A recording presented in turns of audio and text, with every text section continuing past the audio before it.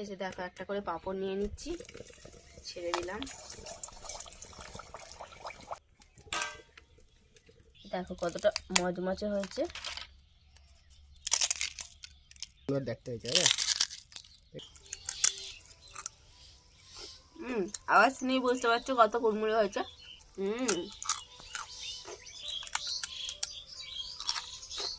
দারুণ হয়েছে খেতে।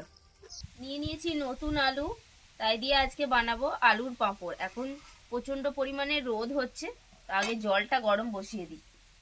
প্রথমেই আলু সেদ্ধ করে নিতে হবে।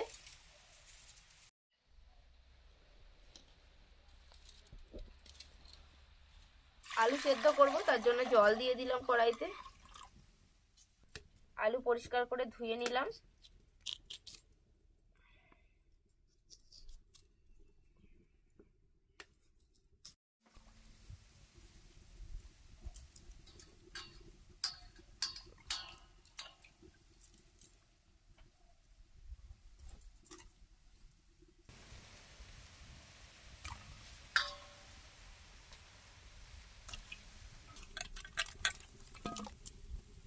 দিয়ে দেবো আলু জলের মধ্যে।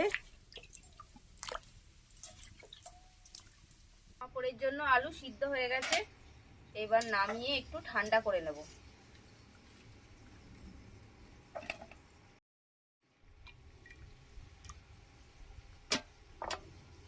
পাঁপড়ের মধ্যে একটু ধনেপাতা দেবো, ধনেপাতার ফ্লেভারটা হবে, খেতে ভালো লাগবে।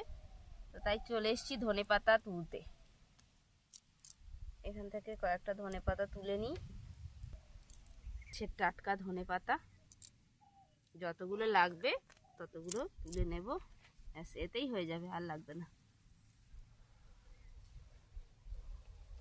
এবার আলুর পাঁপড় বানাবো, তার জন্য সিদ্ধ আলু খোসাটা ছাড়িয়ে নিচ্ছি। একদম ঠান্ডা হয়ে গেছে, খেতেও ভালো, খুব সহজে হয়ে যাবে। এই সময় প্রচুর রোদ, তো তোমরা চাইলে এই সময় বানিয়ে রেখে সারা বছর পাঁপড়টা খেতে পারবে। অনেকটা পরিমাণে বানিয়ে রাখলে বেশ সারা বছর ধরে খাওয়া যাবে। আলু ভালো করে একদম মেখে নেব, আলুর মধ্যে যেন কোনো দানা দানা না থাকে। চাইলে তোমরা গ্রেট করেও নিতে পারো।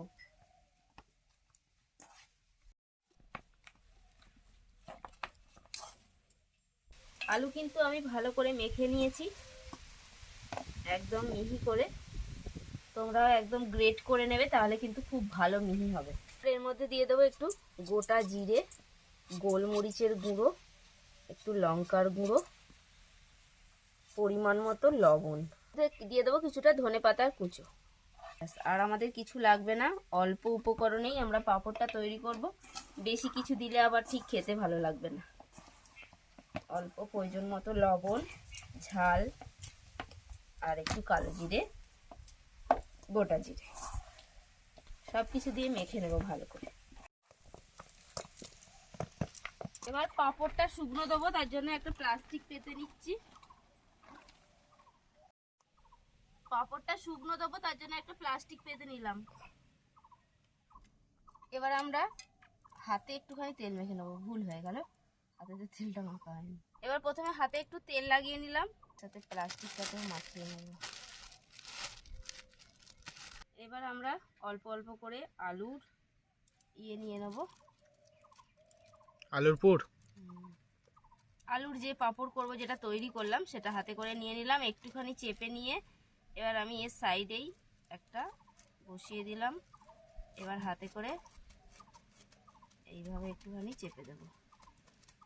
এটা যদি সমান জায়গা হতো আরো ভালো হতো, এখানটা আমাদের যেহেতু উঠোনটা একটুখানি অসমান, কিন্তু হয়ে যাচ্ছে। তুলে নিলাম, হয়ে গেল আলুর পাঁপড় বানানো।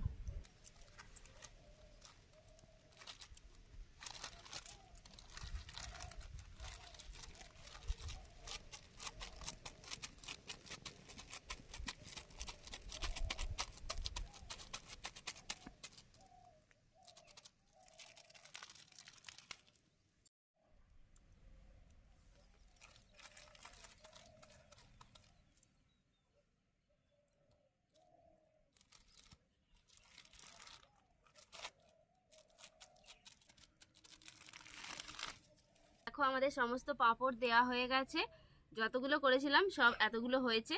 তো এটাকে এবার দুদিন কি একদিন যেমন রোদ ভালো থাকবে সেরকম শুকনো হবে। তো শুকনো হওয়ার পর তারপর আমরা ফিরে আসছি। তো আমাদের ওদিকে পাঁপড় শুকনো হয়ে গেছে, ভাজার জন্য কড়াইতে তেল দিয়ে দিচ্ছি।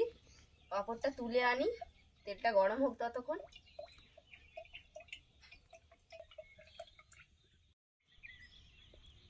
আমাদের আলুর পাঁপড় কিন্তু শুকনো হয়ে গেছে, এই যে দেখো কত সুন্দর শুকনো হয়ে গেছে। তো এটা কিন্তু খুব বেশি দিন সময় লাগলো না, আমি একদিনেই কিন্তু শুকনো হয়ে গেল। মানে আমি একদিন দিয়েছিলাম, তারপরে আর একদিন লেগেছে, 2 দিন। আওয়াজ শুনেই তোমরা কিন্তু বুঝতে পারছো। এই যে খুব সুন্দর শুকনো হয়ে গেছে।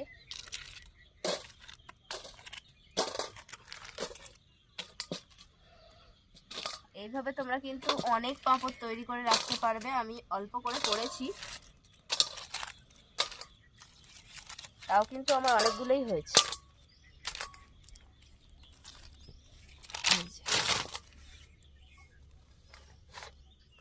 এবার আলুর পাঁপড়গুলো একে একে ভেজে নেব।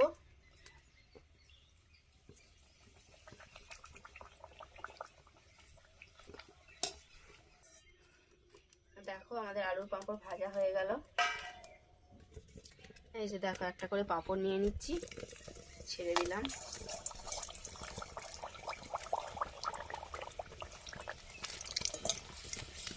দেওয়ার সঙ্গে সঙ্গে কিন্তু লাল হয়ে যাচ্ছে। এটা কিন্তু খুব বেশি ফুলবে না, কিন্তু মুচমুচে হবে। এই যে মশলা পাঁপড়।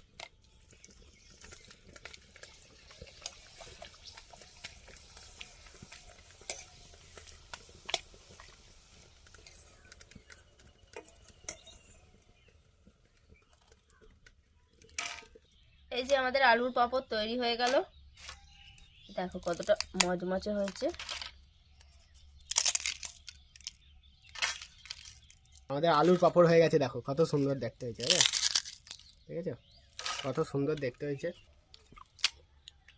এই দেখো, চা কফি বিভিন্ন রকমের সাথেই খাওয়া যাবে এই আলুর পাঁপড়। আর এখন তো আলু সস্তা, তোমরাও খেতে পারবে। আর তোমাদের কার কার এই আলুর পাঁপড় পছন্দ হয়েছে, আর খুবই কম উপকরণে আর ঝামেলা ছাড়া তোমরা বানাতে পারবে। আর বানিয়ে নাও এই আলুর পাঁপড়। আর কারা কারা বানিয়েছো এরকম ধরনের চিপস, আর কারা পছন্দ করো কমেন্ট করে জানাও। আজকের মতন এখানেই ভিডিও শেষ করছি, দেখা হবে পরে ভিডিও। টাটা। দেখো আমাদের কত সুন্দর আলুর পাঁপড় হয়েছে। তো এটা কিন্তু তোমরা এইভাবে বানিয়ে রাখলে মাঝে মাঝে ভেজে খেতে পারবে। তো এভাবে অনেক আলু চিপস একবারে বানিয়ে রাখবে, আর মাঝে মাঝে যখন প্রয়োজন হবে তখন ভেজে নেবে অল্প অল্প করে। খেতে কিন্তু খুব সুন্দর হয়েছে। আওয়াজ শুনেই বুঝতে পারছো কত কুড়মুড়ে হয়েছে। আর একটু খাও। আর আঁচটা একটু কম রেখে ভাজবে, আঁচটা একটু বেশি হলে কিন্তু লাল হয়ে যাচ্ছে, আমাদের মতন লাল হয়ে যাবে। দারুণ হয়েছে খেতে।